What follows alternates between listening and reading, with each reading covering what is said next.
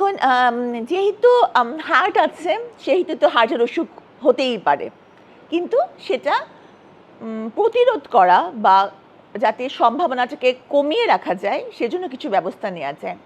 একদম প্রথম হচ্ছে যে আপনার পরিবারে যদি অল্প বয়সে হৃদরোগের হিস্ট্রি থাকে, যেমন হচ্ছে মা বাবা, মামা, ভাই, এদের মধ্যে যদি অল্প বয়সে হার্ট অ্যাটাক হওয়ার সম্ভাবনা, মানে হার্ট অ্যাটাক হয়েছে এরকম ঘটনা থাকে, সেক্ষেত্রে আপনার ক্ষেত্রে কিন্তু সম্ভাবনাটা মানে বেড়ে গেছে। তাহলে সেক্ষেত্রে আপনাকে সতর্ক বেশি হতে হবে।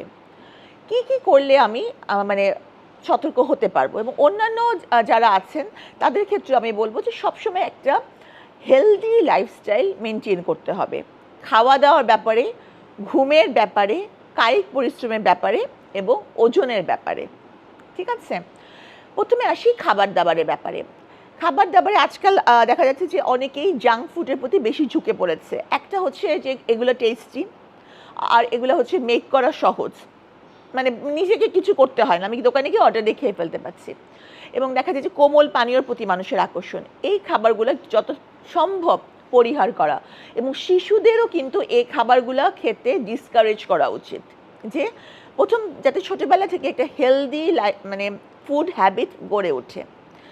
হ্যাঁ, কারণ এইসব খাবার যে স্যাচুরেটেড ফ্যাটটা থাকে, এই স্যাচুরেটেড ফ্যাটটা আমাদের এই করোনারি আর্টারি ডিজিজ তৈরি করে। আরেকটা ব্যাপার হচ্ছে যেমন মাছ খাওয়া বা মাছের তেল খাওয়াই উৎসাহিত করা। এই মাছের তেল আমাদের এইচডিএলটা বাড়ায়, যেটা আমাদেরকে গুড কোলেস্টেরল বলা হয়। তো এই জিনিসগুলো মাছ খাওয়া, মাছের তেল খাওয়া, এগুলা খাওয়া, ডিম খাওয়া, এগুলাতে একটু এনকারেজ করা উচিত।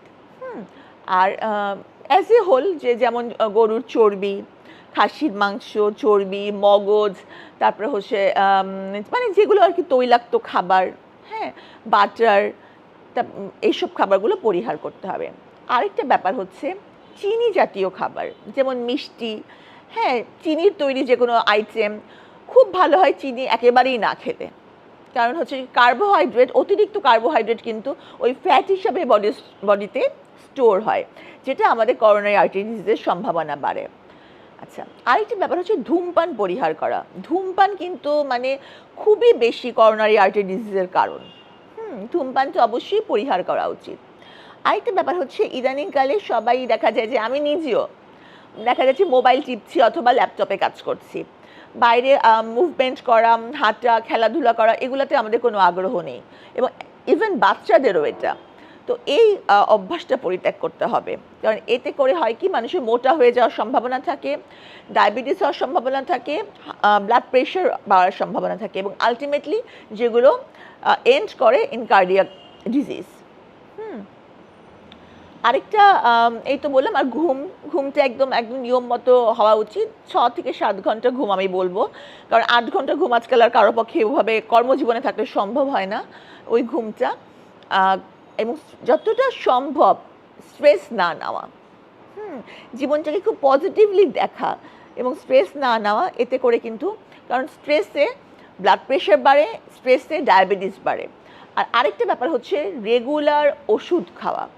অনেকেই ওষুধ খাওয়াটাকে ডিসক্রেডিট মনে করে, যে ওষুধ খাবো, আমি এত বয়স হয়ে গেছে কোনো ওষুধ খাই না, মনে করে যে এটা বুঝি খুব ক্রেডিটের ব্যাপার। কিন্তু না, ওষুধটা কিন্তু চিকিৎসকরা রিস্ক বেনিফিট অ্যাসেস করেই দেয়, যখন দেয় তখন খেতে হবে।